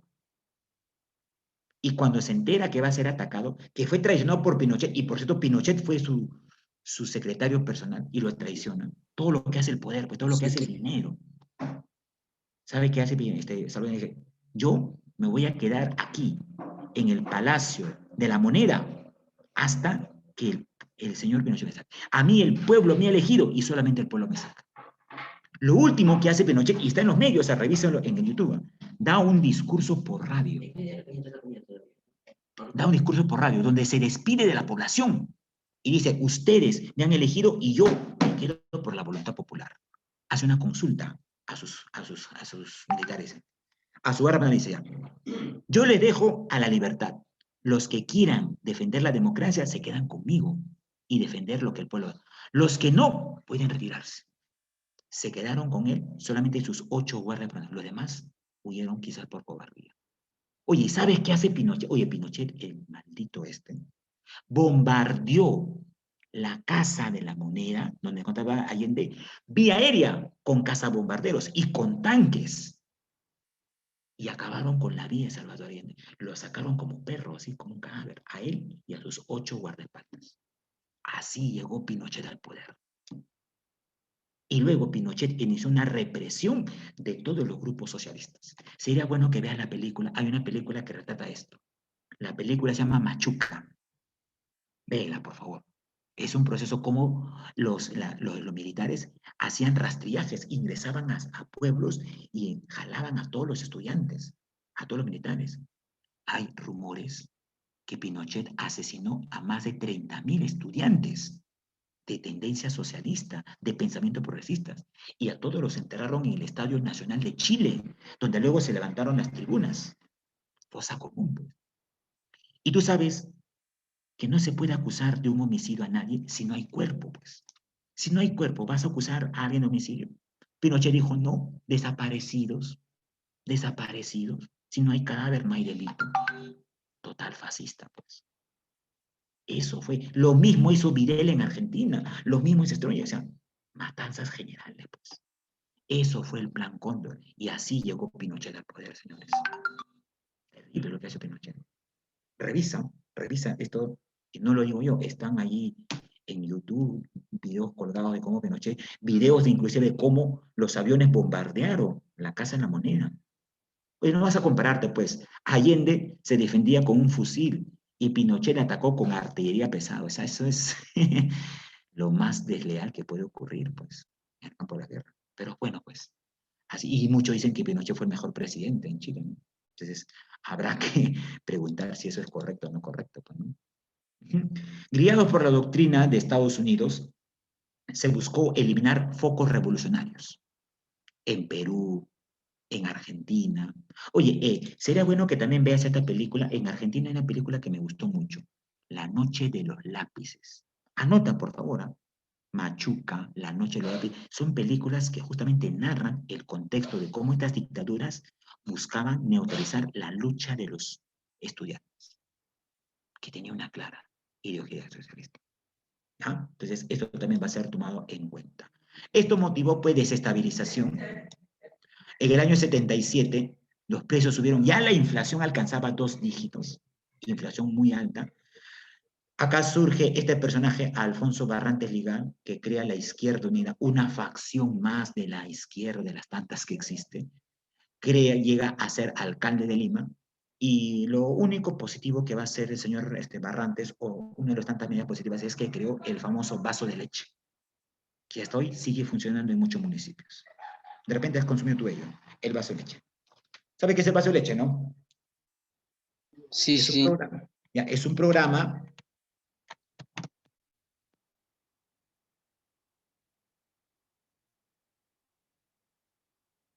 que ha creado el gobierno para dar asistencialismo a las personas de escasa, de mediana y pobreza extrema. Lo creó pues Alfonso Barrantes. Perdón, claro, Alfonso Barrantes Linga, ¿no? Entonces, como la situación ya era caótica, inflación, desempleo, protestas sociales, no le quedó más remedio a Morales Bermúdez que convocar a una asamblea constituyente. ¿De qué se encarga esta asamblea? Elaborar una nueva constitución política y generar las condiciones para la vuelta a la democracia. En esta asamblea constituyente va a tener labor protagónica el líder máximo de los apristas, su última aparición en política. ¿Quién fue el líder máximo de los apristas? Fundador del APRA, por cierto. ¿Quién fue? Oye, papito lindo, ¿quién fue el fundador del APRA? Por el amor de Dios, no me decepciones, niño lindo. ¿Quién? Por el amor de Dios. Aya de la Torre, claro. Se promulga la Constitución de 1979 y se convoca elecciones. Después de 12 años de dictadura, el Perú volvió a las elecciones. ¿Y quién llega al poder? ¿Quién crees? En esta vuelta electoral, en el año 80. A ver, voy a colocar acá rápidamente, ¿ya? ¿Quién llegó en los 80 al poder después del gobierno de los militares? ¿Quién? De la UNDTR. Otro arreglo. Le dieron de golpe de Estado en el 65 y volvió al poder en los años 80. Entonces, vamos a ver la década de los 80. A ver, ya el Perú estaba en crisis, la inflación estaba incrementándose, el Perú estaba endeudado, protestas sociales. Entonces, la situación 80 era bastante crítica. ¿Qué ocurrió en el 80? Reagan va a establecer el neoliberalismo. ¿Sabes qué es el neoliberalismo? Tu profesor de economía te habrá explicado. Es la tendencia económica que se está aplicando ya en el Perú y a nivel mundial. ¿Así? A ver, dime, ¿qué es el neoliberalismo? Es plantear una política económica ideada por el Fondo Monetario Internacional, donde el Estado, ¿qué plantea? Primero, libre mercado, privatización de empresas. El Estado no debe vigilar, fiscalizar, cobrar impuestos a las empresas extranjeras. El Estado debe invertir menos en educación, en salud y priorizar el pago de su deuda externa. Eso dice el neoliberalismo y eso lo está aplicando el gobierno. Esperemos que el electo presidente cambie esta regla de juego. Será la guerra de las Malvinas. En la ex Unión Soviética cambia la vía. Se instaura la prehistórica. ¿Sabes qué es la prehistórica, no? Con Boris Yeltsin. personaje que aplica un programa de programas económicos que abrieron la economía rusa al capital privado. Se inició la privatización de la economía. Y eso va a provocar años después que caiga el socialismo. ¡Bum! Se derrumbó. Y años después cayó el muro de Berlín. ¿Quiénes formaron parte desde que los 80? Estos dos señores. El señor Belaúnde Terry y el señor Alan García Terry. Ambos con políticas económicas distintas. A ver, te explico. El señor Belaúnde Terry llega al poder líder de Bayar con el apoyo del APRA y el PPC, pero aplica una política economía ortodoxa. Escúchame, entiende esto. ¿Qué es economía ortodoxa? Es una economía que yo voy a seguir al pie de la letra los lineamientos o la música que me toca el Fondo Monetario para yo condicionar la economía a los capitales americanos. Alan García hizo lo contrario. La economía heterodoxa es no seguir los lineamientos del Fondo Monetario y discrepar con esos lineamientos. Eso hizo García. Y vamos a ver qué consecuencias tuvo. ¿No? En el segundo gobierno del señor Belaúnde, es un gobierno donde va a favorecer una burguesía intermediaria. A ver, ¿entiendes qué quiere decir burguesía intermediaria? ¿Entiendes? Para explicártelo. ¿Estás ahí o apago la clase ya? Por favor, contesta. ¿Lo puedes explicar, profesor, por favor? Claro, por eso te estoy preguntando, pues. Cuando yo hago la clase, por favor, responde. A veces pienso que estoy solo, papito lindo. No, profesor. ¿Entiendes que es una burguesía intermediaria? No, no es así. Ya, pasamos a explicar. Una burguesía intermediaria es una burguesía algo así como parasitaria. Se sirve de los intereses del Estado y del trabajo de las pequeñas empresas, pero no es una burguesía autónoma, no es una burguesía auténtica, no es una burguesía progresista, sino que es una burguesía que está al servicio de los intereses de terceros países imperialistas. ¿Me dejo entender? Sí, ¿no? Entonces, eso era lo que fomentó el señor Belaúnde Terry. Una burguesía parasitaria que va a seguir los lineamientos del Fondo Monetario y los lineamientos de Estados Unidos. Algo interesante va a ser, mira, estos eran los micros que yo tomaba antes para ir a mis colegios. Es el ENATRU, micros azules o amarillos que se daban en ese entonces. Belaúnde Terry asume la presidencia y de inmediato lo que hace es devolver los medios de comunicación a sus dueños, canales, radios, televisoras, promulga la Constitución del año 79 y convoca elecciones municipales. Aplicó una línea ortodoxa, es decir, apertura a la economía neoliberal.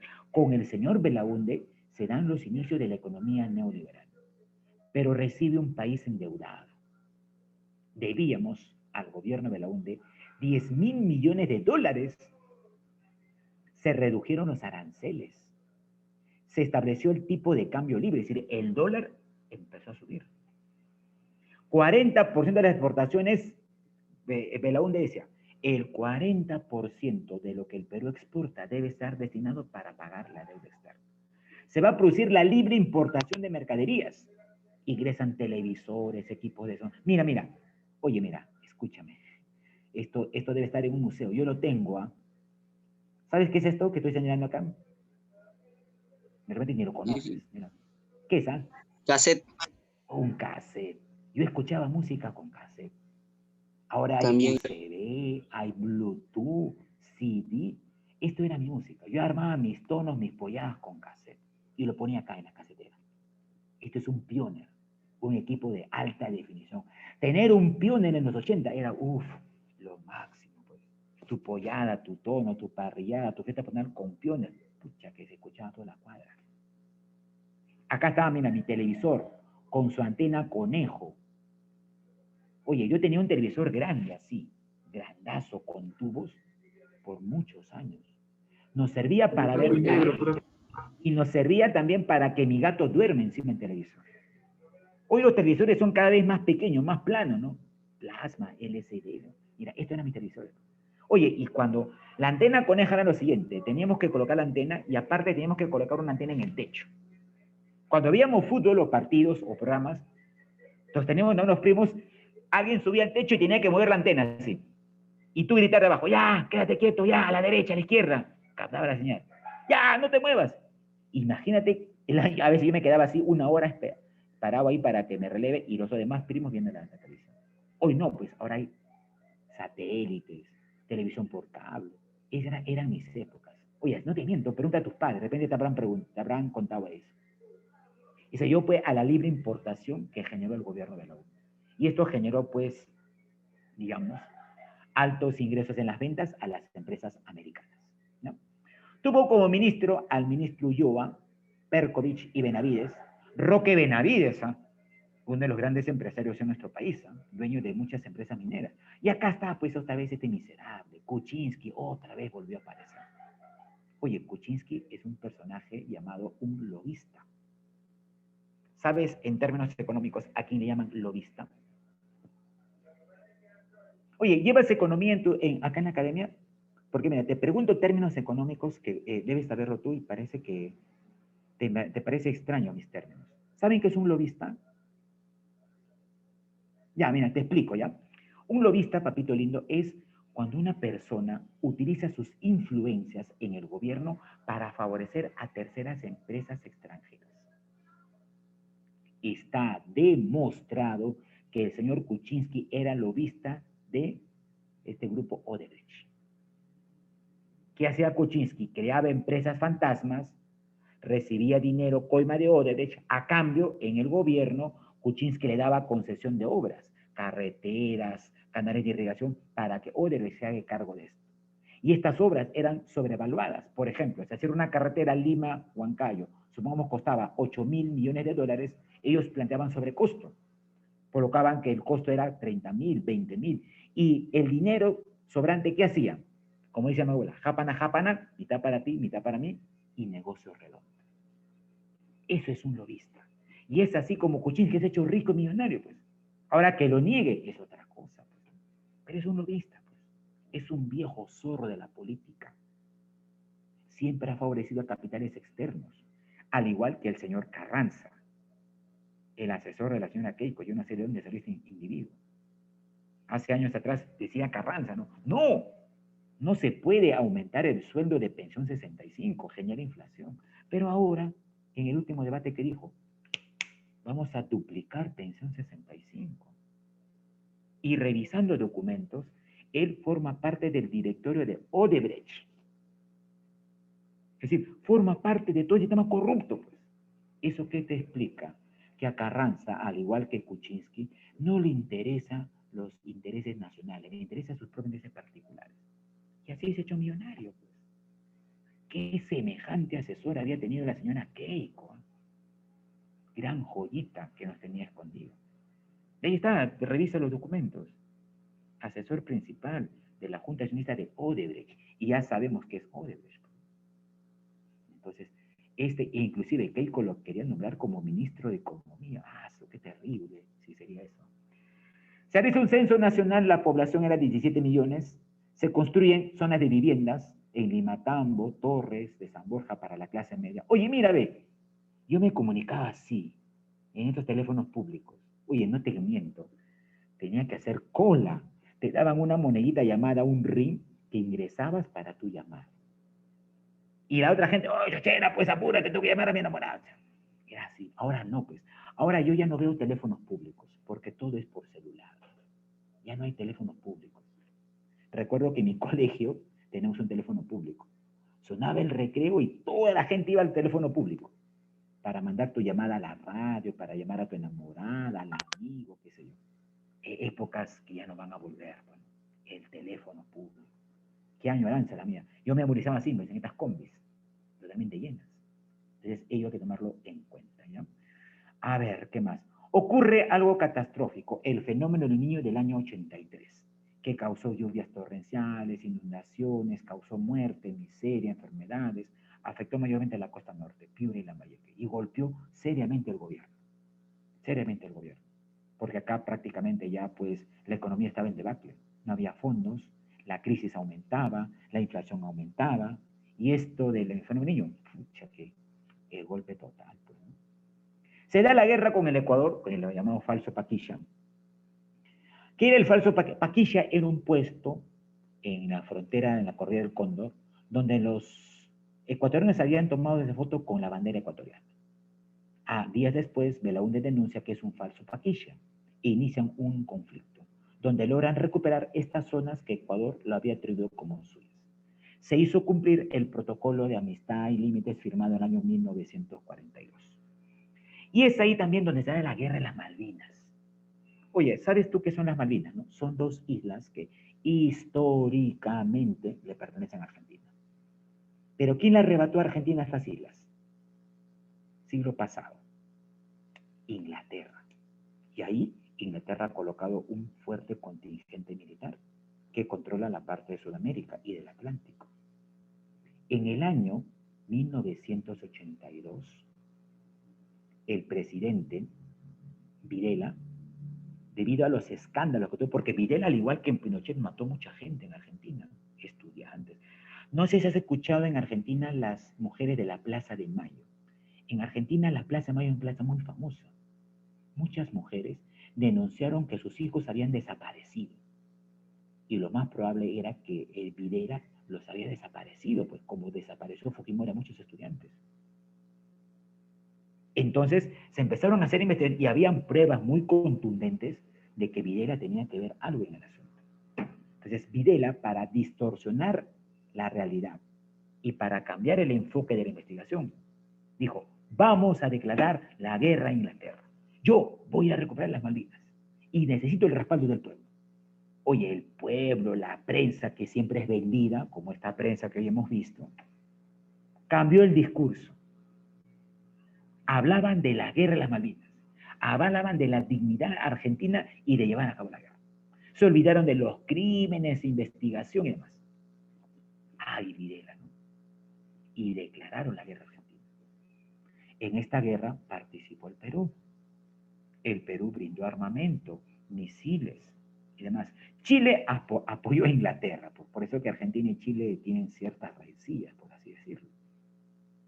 Obviamente Argentina no logró su objetivo. Pues. No vas a comparar el poder bélico de Inglaterra con el poder bélico de Argentina. La pasó por encima. Y Inglaterra ratificó su posesión sobre las Malvinas. Pero al menos Videla evitó que se haga juicio, porque luego huyó del país, como todo cobarde que fue, ¿no? Y todo dictador que planteó. Y pidió asilo en Estados Unidos, para no ser enjuiciado por los crímenes de lesa humanidad. De lesa humanidad, ¿sí? Aparece el alcalde Antenor Orrego, que va a convertir este jirón de la Unión en un gran peatón, centro peatonal. Alfonso Barrantes Lingán entrega el vaso de leche, establece el monumento Taulichusco en la Plaza Mayor. Oye, ¿conoces la Plaza Mayor de Lima? Sí. Ya, hay un monumento a Taulichusco. A ver, te otorgo 100 soles y me dices quién fue Taulichusco. 10 segundos, no me googlees. ¿Puedes repetir la pregunta? ¿Quién fue Taulichusco? Por la cual el alcalde Barrantes en el año 86 colocó un monumento en la Plaza Mayor. Cultura general. Mi estimado jovencito, veo que adoleces de algunos puntos. Tienes que leer bastante, ¿no? Tienes que leer bastante y eso es necesario que lo hagas. Yo sé que tú lo puedes hacer. A ver, Taulichusco fue un curaca que habitaba esta parte del señorío de Ichmay cuando los españoles invadieron y fundaron la ciudad de los Reyes, hoy llamada Lima. Cuando Pizarro llega y funda esta ciudad, hoy llamada Lima, gobernaba estas tierras del Rímac, llamado el señorío Ichmay, este cacique, el cacique Taulichusco. Por eso, en la esquina de la Plaza Mayor de Lima, casi para el lado oeste de la Plaza Mayor, hay un monumento, una piedra. En honor a Taulichusco, dice ahí, una pequeña reseña. Cacique de estas etnias del señorío Ichmay. Algo interesante por revalorar. Y aquí, acá, año 82, aparece esta agrupación, facción del Partido Comunista. Sendero Luminoso inicia la lucha. Aparece en la zona de Chusti, Ayacucho, quemando ánforas, porque para ellos las vías electorales no es camino democrático. Ellos manifiestan que es una elección de corte burguesa. Por eso que este partido afirma que el poder no se llega por las ánforas, el poder se llega por pues en China y otras regiones. El MRTA, Movimiento Ronald Tupac Amaru, inicia acciones militares en Guayana, en la selva de Guayana. En un primer instante, el gobierno de Morales, de Belaúnde, no le tomó importancia. Pensaba que era un grupo de alzados, infiltrados. Y eso fue su gran error, pues, su gran error, llevar a cabo ello, ¿no? Y esto permitió, pues, que Sendero Luminoso... Ahora, si tú revisas, ¿dónde surgió Sendero Luminoso? En la zona más pobre del país, Ayacucho, Huamanga. Yo te pregunto, y le pregunto a ustedes, ¿qué le ha dado el Estado en estos 200 años de bicentenario que vamos a ver al indígena, al campesino? ¿Qué le ha dado al Estado, papito lindo? ¿Le ha dado derechos? ¿Le ha insertado la economía nacional? No. Nada. Le ha generado nada. Tú lo has dicho. Le ha generado pobreza, miseria, explotación, discriminación. Oye, en esta campaña se ha visto la discriminación. ¿Ha visto cómo los canales discriminaban y atacaban sin fundamento a este candidato, al señor Castillo? Ahí está, pues. Entonces, Sendero Luminoso aprovechó esas contradicciones sociales que generaban las provincias, tomó el descontento de estos campesinos y los indujo a tomar las armas y enfrentarse al Estado. Por eso que Sendero Luminoso caló fuerte en el sur, Ayacucho, Huamanga, Purima, Cusco. Se adoctrinaron a indígenas y estudiantes, claro, bajo la dirección, pues, de este señor llamado Guzmán, que, por cierto, académicamente es muy bueno. Se cuenta, a manera de anécdota, que Guzmán era catedrático en la Universidad de San Cristóbal de Huamanga. Guzmán se licenció en filosofía con la tesis de Kant. Oye, tú preguntas a un filósofo, y cuando profesor, leer a Kant es muy complejo, yo le he leído, hasta ahora no lo entiendo. Él hizo una tesis filosófica sobre Kant. O sea, hacer una tesis filosófica aprobada por amplia mayoría sobre Kant es tener, pues, una mente brillante. Se cuenta que Guzmán, en las clases de la Universidad de San Cristóbal de Huamanga, lo apodaban el doctor Champú. ¿Sabe por qué? Porque la persona, el estudiante que ingresaba a su clase, dicen que eran tan brillantes sus clases, que el estudiante le cambiaba la ideología, le lavaba la cabeza prácticamente, y se había convencido de que la única manera de cambiar este país y de la clase indígena proletaria era la lucha armada, la revolución popular. Habrá que imaginarse cómo habrán sido, pues, las clases del señor Guzmán. O sea, académicamente era una mente brillante, pues, ¿no? Y este señor Guzmán va a dar origen, pues, a este movimiento político que inició en la lucha y que generó, pues, lo que se llamó años después la violencia política, la guerra interna, que tuvo al pueblo en dos frentes: el frente de Sendero Luminoso y el ejército, que actuó también de manera inadecuada, ¿es así? Y luego aparece esto, la matanza de 8 periodistas en Uchurajay. Mira, cuando Belaúnde manda a que el ejército intervenga en Huamanga, el ejército aplicó lo que le habían enseñado en Estados Unidos. ¿Y qué había enseñado en Estados Unidos? Lo que aplicó Estados Unidos en Vietnam, pues. ¿Has visto las tácticas que aplicaba Norteamérica en Vietnam? ¿Qué hacía Norteamérica en Vietnam? Cuando quería atrapar a los Vietcongs, a los guerrilleros, y sabía que los guerrilleros estaban camuflados entre estudiantes, entre campesinos, y no podía identificarlos, ¿qué hacía Norteamérica? Llegaba a una aldea, quemaba y mataba a toda la aldea. Mujeres, niñas. Mueren, por ejemplo, 300. Entre esos 300 habrán, pues, 10 guerrilleros. Hemos logrado el objetivo. Esa táctica aplicó el ejército aquí en el Perú. Terrible, ¿no? Entonces, estos periodistas fueron muertos por tropas del ejército. Pero el ejército le echó la culpa ¿a quién? A los comuneros. Se hizo un estudio a los cadáveres y se encontró que estos cadáveres tenían orificio de bala que ingresaba por la nuca y salía por este lado frontal. Haciendo la balística y el peritaje legal. ¿Y quién opera así? ¿Quién establece tiros por la nuca que sale por esta parte? No los campesinos, pues. Es el ejército que utiliza estas tácticas para aniquilar a personas opuestas a lo que ellos manifiestan como carácter progresista. Oye, terrible, ¿eh? Lo que ocurre acá. Se le echó la culpa a los comuneros. Los comuneros no tienen nada que ver. Lo estigmatizaron. Aquí inclusive apareció el señor Vargas Llosa, que se encargó de acusar a los comuneros. Dijo, no, los comuneros están con el terrorismo. Ellos son terroristas, camuflados de comuneros. Graso error del señor Vargas Llosa, que no analizó bien las fuentes. Años después se supo pues la verdad. Como siempre en este país, ¿no? La justicia llega tarde. Y luego, 137 comuneros murieron misteriosamente y aparecieron años después en una fosa común, bajo el mismo modus operandi. Se echó la culpa a Sendero, pero bajo el modo que fueron asesinados y fueron enterrados en fosa común. Eso es típico del ejército. Sendero no mataba ni utilizaba fosas comunes. Tenía otra estrategia. Entonces, fíjate cómo el gobierno cometió. Por eso, yo discrepo con aquellos que dicen que gracias al fujimorismo se pacificó el país y se acabó con el terreno. No sé si tenga razón, pero ¿a qué precio? Fujimori va a hacer lo mismo que ellos, pero a escala mayor.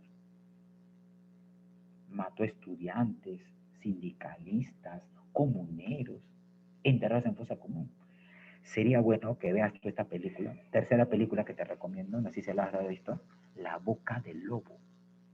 Película que en los 80 fue vetada, fue prohibida. ¿Y sabes por qué prohibida? Porque es una película que retrataba los excesos que cometió las Fuerzas Armadas en la guerra interna o lucha política que dio en los 80 a los 90.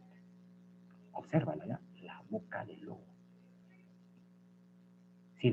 No sé si la encontrarás porque yo estaba buscando en YouTube y creo que lo han borrado porque tiene un contenido contrario, pues. Pero yo la tenía en CD. Voy a buscar mi CD ahí porque me he mudado tantas veces que ya mis CD, mis libros están despierdados por todas partes. Pero debe estar en internet. Trate de buscarlo. Ustedes que son más buscadores que yo, que manejan mejor la tecnología, puede ser que lo encuentres, ¿ya? Puede ser que lo encuentres. Ajá, a ver.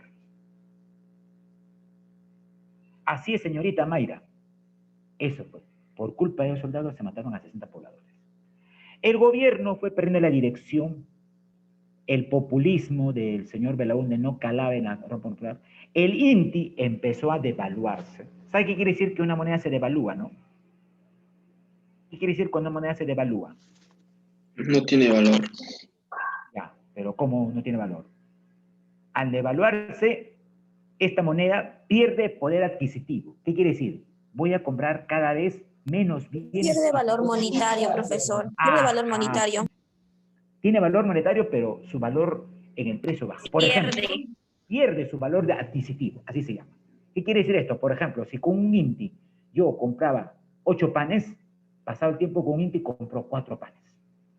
Se devaluó. ¿Y por qué se devaluó una moneda? Porque en una economía ya se viene generando un proceso inflacionario. La inflación en el gobierno de Belaúnde ya llegaba a 3 dígitos. Y cuando la inflación llega a 3 dígitos, llega a 300, 400, 500%, es una inflación galopante.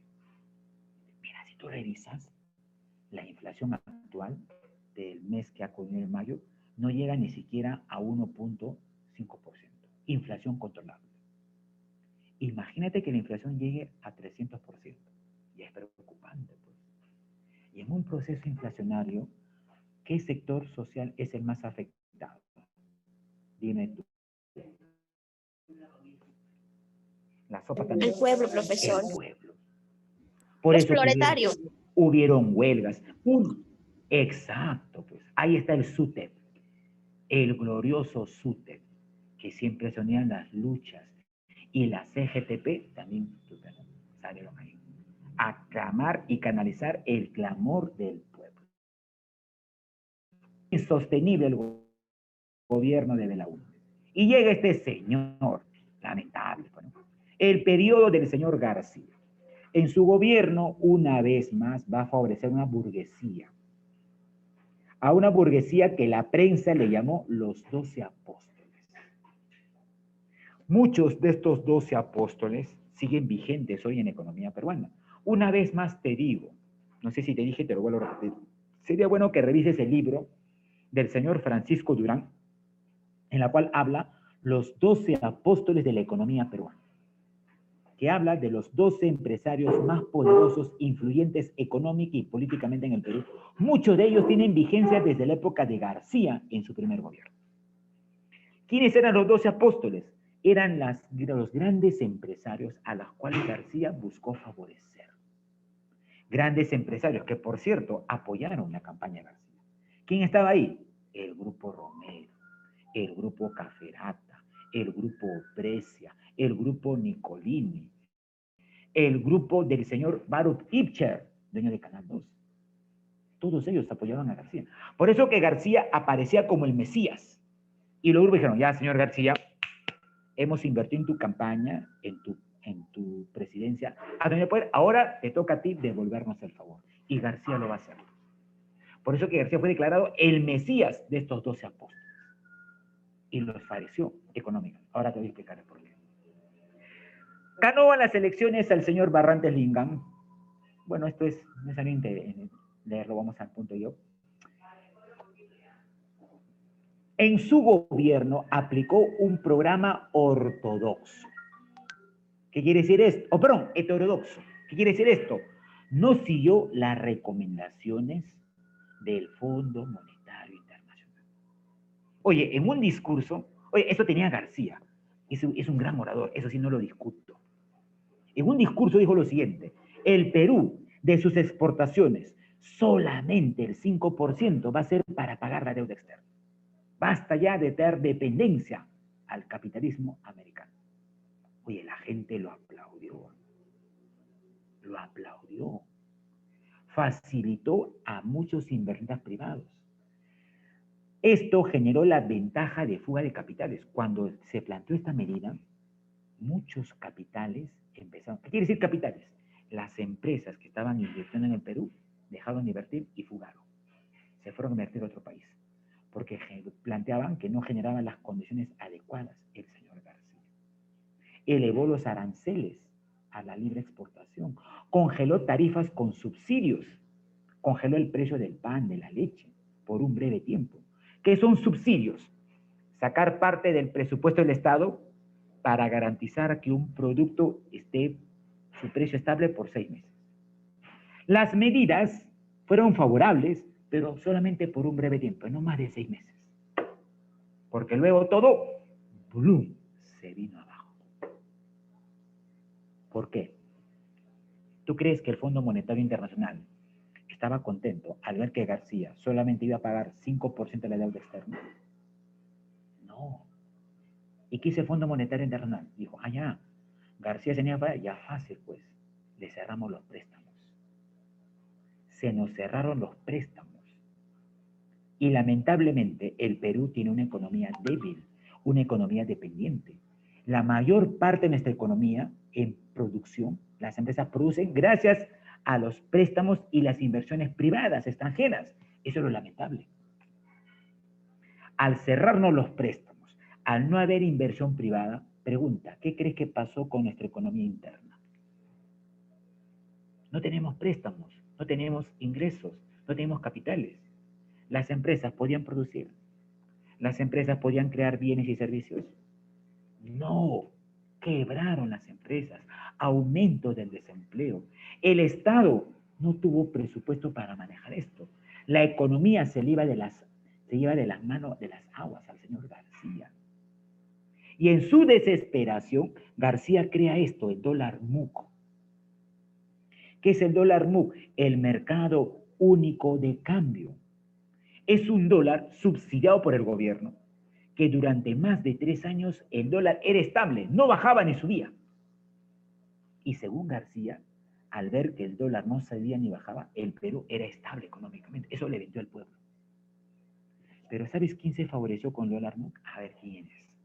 Sus amigos, pues, los 12 apóstoles, el grupo Romeo, el grupo Brescia, el grupo Añaños, perdón, el grupo Nicolini. ¿Por qué? Porque estas empresas compraban maquinaria del extranjero. Y cuando tú compras maquinaria extranjero, ¿en qué moneda vas a pagar? ¿En qué moneda pagas si compras del extranjero? En soles no te van a aceptar. En intis no te van a aceptar. ¿En qué compras cuando tú compras del extranjero? Apresúrate, respóndeme. En dólar. Tú compras mercadería extranjera, compras en dólar. Por esto, este dólar, como era estable, no subía ni bajaba, le permitió a estas grandes empresas comprar maquinaria con la cual empezaron a producir en el Perú. Se beneficiaron económicamente. ¿Y esto qué le generó a García? Hiperinflación. Oye, García debe estar orgulloso de haber logrado que el Perú tenga el récord Guinness de tener la inflación más alta a nivel mundial. Jovencitos, agárrate. En su gobierno de García, la inflación llegó a 8.000%. 8.000%. Los precios subían por las nubes. En su gobierno, García planteó el efecto maquinita. Mira lo irresponsable que fue García. En su gobierno, él dijo, si los maestros y los policías me apoyan y llego al poder, yo les triplico su sueldo. Te digo porque tenía mi tío que era profesor. Y lo cumplió. ¿Pero sabe cómo lo cumplió? ¿Qué institución se encarga de fabricar monedas y billetes en el Perú? Y con esto acabo. El BCR. El Banco Central de Reserva. García cometió el acto irresponsable de ordenar al Banco Central de Reserva que fabricara monedas y billetes en exceso para pagar los sueldos a los policías y profesores que le había prometido. Pregunta. Mira, tú estudias economía, no sé si estás llevando economía. ¿Qué pasa en una economía como la nuestra si hay exceso de masa monetaria? Produces monedas por encima del promedio. ¿Qué te genera eso? Inflación. Profesor, pero qué chévere, pues, todos teníamos billetes. Sí, oye, yo te cuento. Yo le acompañé a mi tío, era adolescente, tenía creo 10, 11 años, algo así. Le acompañé al Banco de la Nación a cobrar a mi tío su sueldo que le habían triplicado. Oye, yo me alegré. Fui con un maletín y salimos con el maletín lleno de dinero. Le dieron a mi tío 25.000 intis. Dije, tío, somos millonarios. Nos lloramos de alegría en la puerta del banco. Grande fue nuestra sorpresa cuando fuimos al mercado y no pudimos comprar nada. Porque estas monedas, este billete, perdió su poder adquisitivo. Mira, no te miento, pregunta a tus padres. 1 kilo de pollo costaba en el gobierno de García 5.800 y hasta 7.000 intis. ¿De qué le servía a mi tío haber recibido 25.000 intis si apenas pudimos comprar 1 kilo de pollo? Un tarro de leche, 1.200 intis. Una botella de aceite, 800 intis. Es decir, los precios subieron no 100, 200, sino subieron 1.000, 2.000% su precio. 10, 15, 20 veces más. Oye, terrible. Terrible. Y lo peor, se hacía colas para comprar un poco de arroz, un poco de aceite. No te miento, pregunta a tus padres que vivieron esa época. En su desesperación, García mandó a fabricar este billete de 5 millones de intis. ¿Sabes qué te digo? Si este billete lo pasamos a soles, ¿sabes a cuánto equivaldría? 50 céntimos. Este billete de 5 millones de intis equivaldría hoy a 50 céntimos. Para que te des cuenta la devaluación que generó García. Porque lo que hizo García fue hiperinflación, ya ni siquiera inflación. Imagínate, ¿cómo es posible que un país llegue a 8.000% de inflación? Oye, el pueblo tenía que comer. Esto lo golpeó al pueblo, señores. Ahí está, pues. Y esta crisis que generó García, hasta hoy no nos hemos recuperado. Es el gran causante, pues, que se enriqueció con el bolsillo a costas de muchos que se van a ganar. ¿Ya? Señores estudiantes, me gustaría continuar. El tiempo se ha acabado. Lo vamos a dejar aquí, mi estimado jovencito. Espero que hayas entendido la clase. Espero que hayas aprendido algo más. Siempre en cada clase tratamos de aprender algo más. ¿Ya? Y yo te incito a lo siguiente. Estoy viendo de que prácticamente no estás repasando las clases. Clase hecha, por favor, repasa. Porque yo les pregunto cuestiones básicas y no me respondes. Entonces, falta repasar. No caigas en la dejadez. No caigas en la flojera. Sé disciplinado en tus estudios. Con esto no quiero caer pesado a nadie, es un consejo. Yo también fui estudiante. Y que en mi época, yo te miento, yo no pude pagar la academia. Mi abuela era tan pobre que yo mismo me preparé con mis libros. Mientras miraba a otros compañeros que estaban en Adún y Vallejo, yo mismo lo hice.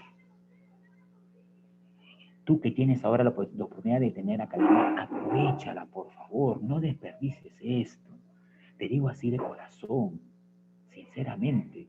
Y te digo esto porque te aprecio, porque te valoro. Si no te apreciara, bueno, este jovencito que haga lo que quiera, a ver si ingresa. No, yo quiero que tú ingreses, y no de que ingreses, que es una persona de bien, que estudie no solamente para ingresar, que estudies porque tengas conocimiento y mejores tu conciencia, para que no seas un jovencito más del montón, un jovencito títere de este sistema. Yo te pregunto, ¿tú quieres ser un joven títere de este sistema? Obviamente que no. Entonces está en ti, pues, está en ti. Nosotros como docentes podemos dar todo de sí, pero si tú no lo aprovechas, si tú no lo estudias, si tú no lo explotas, ¿qué sentido tiene? Entonces, no hagas que nuestro esfuerzo como docentes sea en vano. No lo hagas, porque mucho de lo que estamos acá, docentes, y tú lo sabes, estamos por vocación. No estamos acá por una cuestión mercantil, estamos por una vocación. Y la vocación es de servir a ustedes para darles ciertas capacidades con esto para que ingreses a la universidad. Y eso pienso yo que no lo debe desperdiciar. Valora eso. Valora ese desprendimiento que hacemos nosotros como docentes. Mira, yo quisiera estar con mi familia, ya son más de las 8 y tanto, no he cenado, no he almorzado bien, pero estamos acá con ustedes, porque tengo esperanza que ustedes son el cambio, y son la generación que van a escribir la futura historia de este país. Pero sé disciplinado en tus estudios. Espero no haberle caído nada mal a nadie, porque mi abuela dice, al que le caiga el guante, que se lo chante. Espero tampoco haberte caído, pero las cosas cuando tiene que decir, se dice, pues. Y se dice de forma frontal, y tú lo sabes, porque si lo vemos dialécticamente, las cosas se dicen frontal. A mí me gusta decir las cosas en frontal. No me gusta decirle, no, frontal, para que lo asimiles. Y si te duele, pues lo asimilarás. Pero es necesario que mejores esta disciplina. ¿Me dejó entender? ¿Me dejó entender, mi estimado jovencito? Listo, muy bien. Espero no haber sido duro con mis palabras. Te las digo porque te aprecio, te estimo y te valoro. ¿Correcto? Muy bien. Hasta aquí, jovencitos, muy buenas noches, que tengas un buen día. Cuídense mucho, nos veremos ya la próxima clase. Nos vemos, jovencitos, cuídense.